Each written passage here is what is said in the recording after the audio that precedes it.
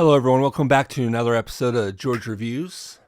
And it's that time again. It's that time we get into more Last of Us catch up. With episode 6, Ken, and episode 7, Left Behind. So let's get into it. And obviously, spoilers beware.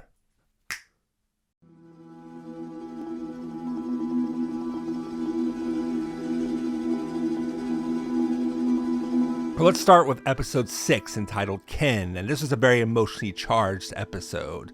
It was very emotionally kind of graphic, emotionally climactic for the series. I know it doesn't have a lot of action, that's what some people kind of come to The Last of Us for, but I really feel like the secret strength of The Last of Us is its emotional core, its emotional kind of struggle with these characters, and I definitely feel they did a beautiful job. Pedro Pascal definitely nailed it acting-wise. He was so brilliant and so just charged. Bella Ramsey definitely continuing to impress me week after week.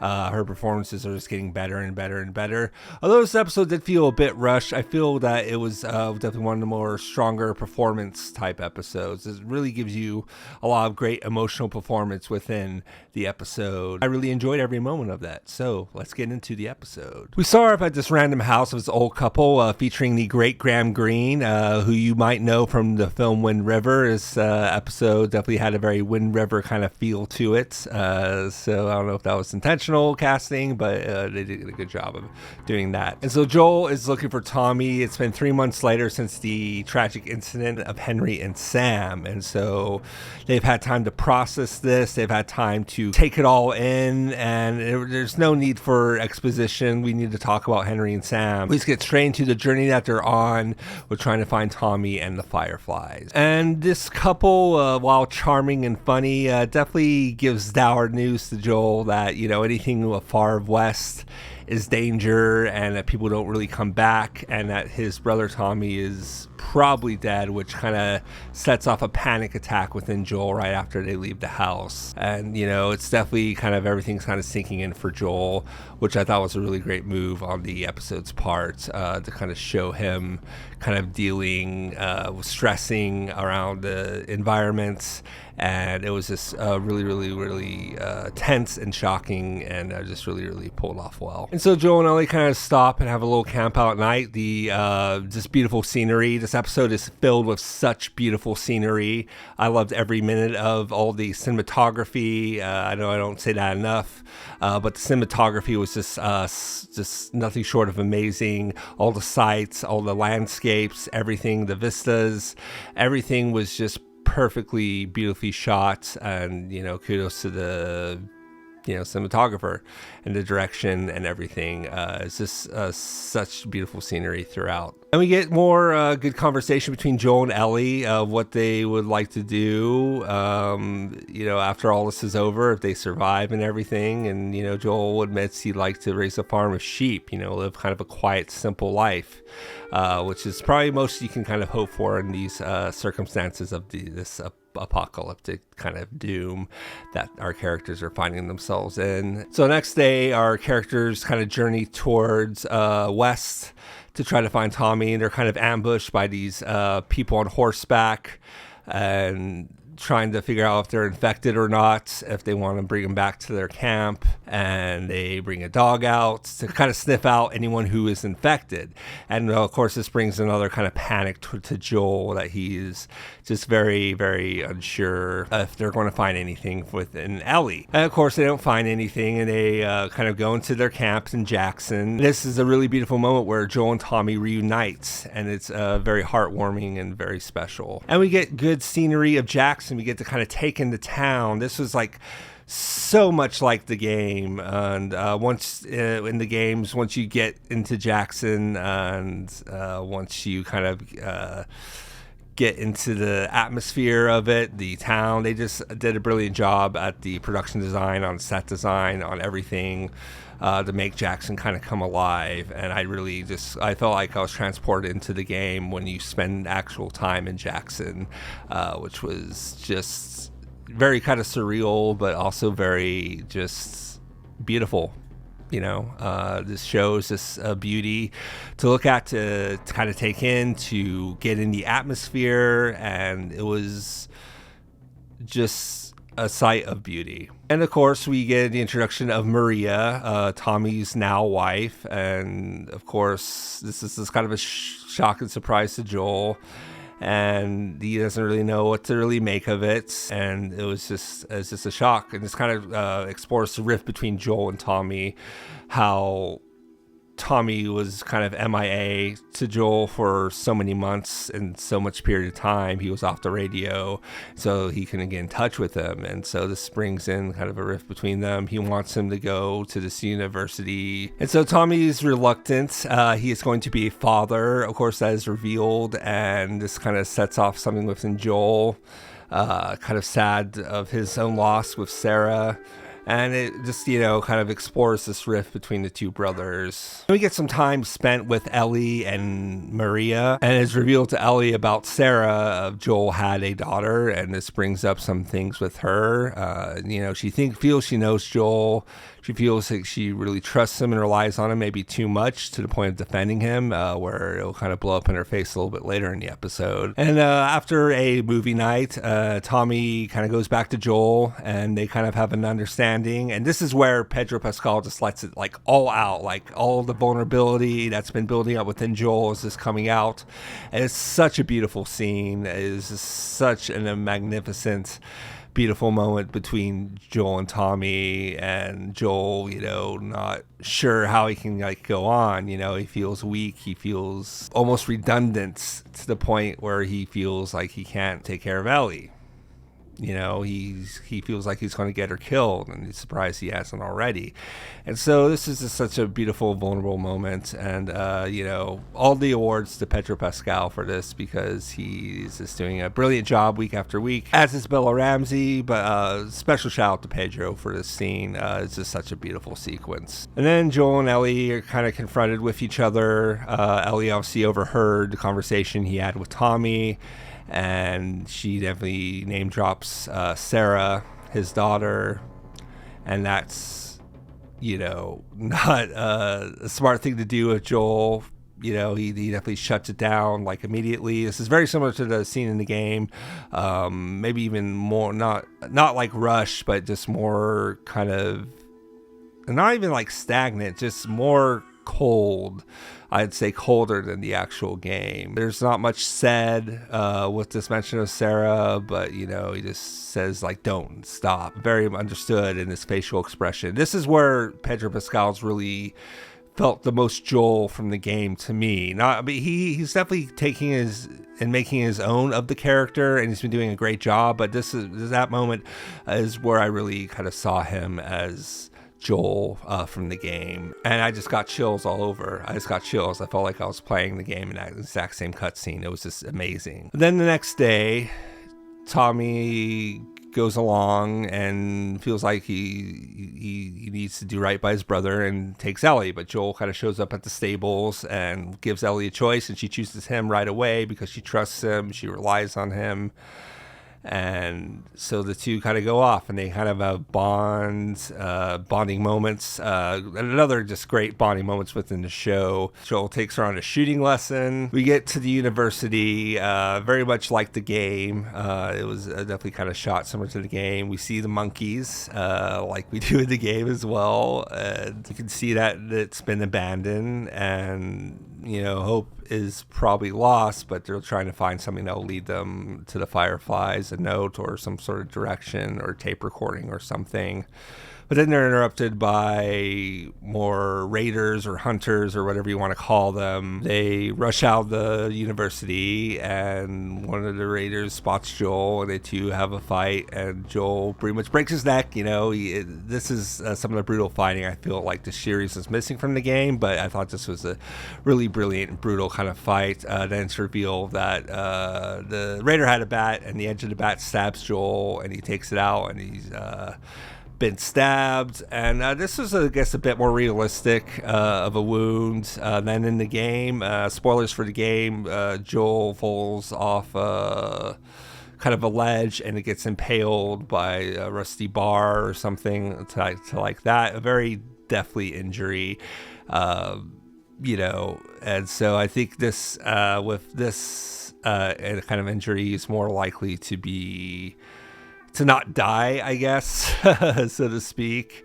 Not to spoil the events of the show, or whatever the events of the show might be. But this is a little bit more realistic, though I do feel this sequence was a bit rushed. There wasn't that much build up to it. It just kind of felt like they had to get to this point, and this is kind of what they did with it. And not that it's necessarily a bad thing, I just felt like the game did a better job of building up the suspense and the intensity versus what the show did in terms of just having Joel stabbed and breaking the guy's neck, and then them riding off together, and then Joel falling off a horse and Ellie trying attending to him, and kind of left in the cliffhanger of what's going to happen to Joel, what's going to happen to Ellie, and we get a reprisal of a acoustic cover of the Depeche Mode song Never Let Me Down Again. That's the title of the song, and it kind of just leaves us off with that, and that's the episode of episode 6. And like I said,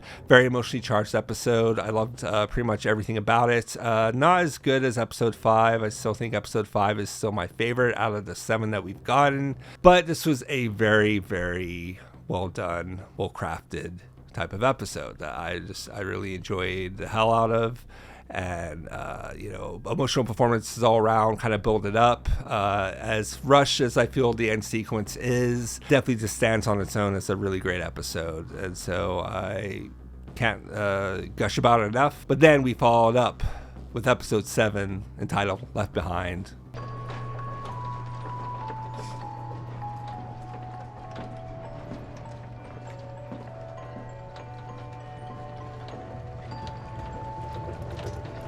So we get into episode 7, Left Behind, based on the spoilers, based on the DLC of the first game of The Last of Us. This is not on the original narrative of the game. This is something that's a bit extra, kind of a extra downloadable content, so to speak. And, it's something I enjoyed with the original game. It's a good companion piece for sure. Not really sure how I was going to feel about this being in the show. If it was very necessary, if it was a little bit more been there, done that. And this episode kind of took a bit to grow on me. I've actually watched it a few other times, saw some reaction channels to kind of take to it. And I gotta say, it's definitely grown on me more and more. The more I watch it, the more I think about it. The more kind of beautiful moments are kind of looped in within the show, within getting to Ellie's character and getting into her backstory. This is very reminiscent of episode 3, Long Time, with Bill and Frank. And I think this one is the other side of that coin, showing that we don't give up.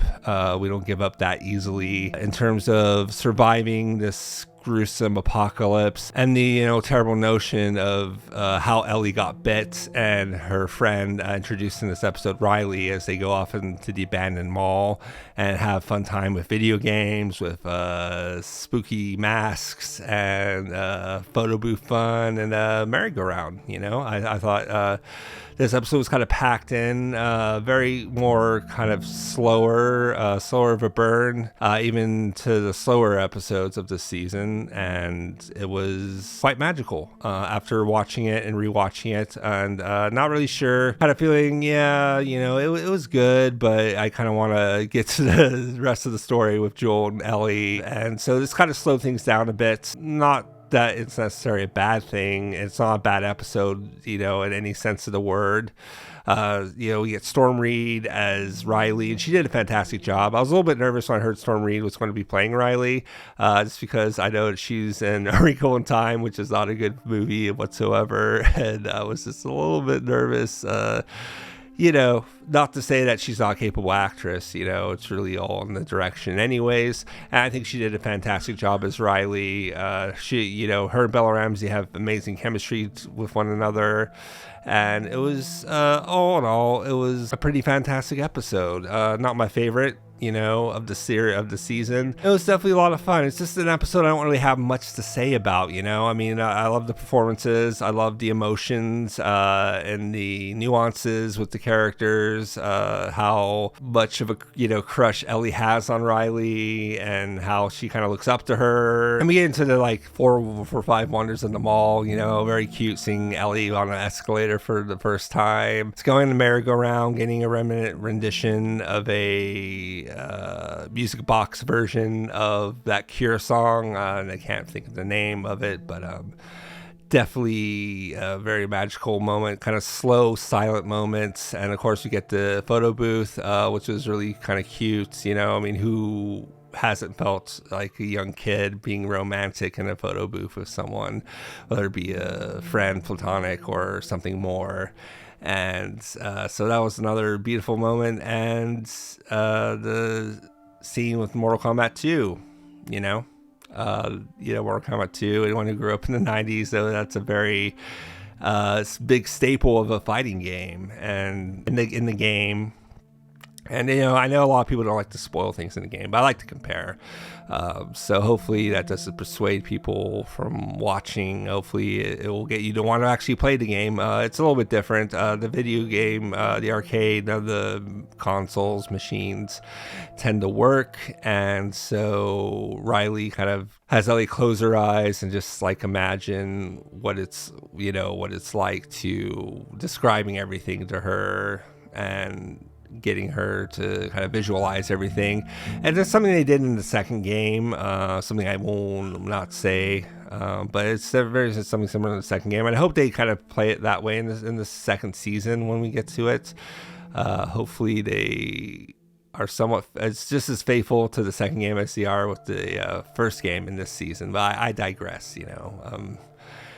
Back to the episode, and of course they're interrupted by infected, and they both get bitten, and they basically say that they're not going to give up, and this kind of drives Ellie to not give up on Joel. She finds a needle and thread and kind of stitches him up. And again, I mean, this is a good episode. This is one I don't have too much to say about as some of the other episodes, so this one's going to be a little cut short than what you're used to. But it was still an amazing experience. I think it'll probably grow on me more and more as I think of the season in a retrospective as a whole. I think I'll have more thoughts on it. But for now, that's kind of it, I mean, I thought it was a good episode. It kind of as I said, other side of the coin of long time, whereas Bill and Frank were satisfied with their life and were happy to go out. And Riley and Ellie were not satisfied with their life up to that point, and they weren't going to let the infection ruin that for each other. And so they were going to enjoy the last few moments that they had together. Unbeknownst to Ellie that she is immune. I'm guessing Riley was not. And we don't know anything beyond that. Even in the game, we don't really find out. It kind of plays out the same way. I think that's really ambiguous and beautiful to kind of play it out that way and to leave us in the dark, leave us in mystery. I'm guessing Ellie either had to run away or actually kill Riley. Very much similar, I'm sure, what happened to Sam and Henry in episode 5. But, we will never know for sure. And that's the beauty of The Last of Us, leave us in ambiguity and whatnot. And yeah, those are kind of my thoughts on episode 7 and episode 6. I think they're both great episodes, kind of good placeholder episodes to get us to the really more riveting parts of the series. Of course, episode 6 had amazing emotional performances. Episode 7 really gave us a good emotional experience into the backstory of Ellie. So they're very important episodes. I definitely wouldn't skip them on rewatch or anything. But those are my thoughts on these episodes of The Last of Us. Now, what did you think of these episodes of The Last of Us? Did you love them? Did you hate them? What did you think about them? How do you think about the season? Let me know down there in the comments below. Please like and subscribe if you'd be so kind. My name is George Ray. Thank you so much for tuning into this episode. Please remember to keep calm, keep cool, keep chill. Embrace great cinema. Embrace The Last of Us. We're almost to the home stretch, guys. Almost done with the season. So let's enjoy every episode as we get it. I'll see you in the next one. Until then, peace out.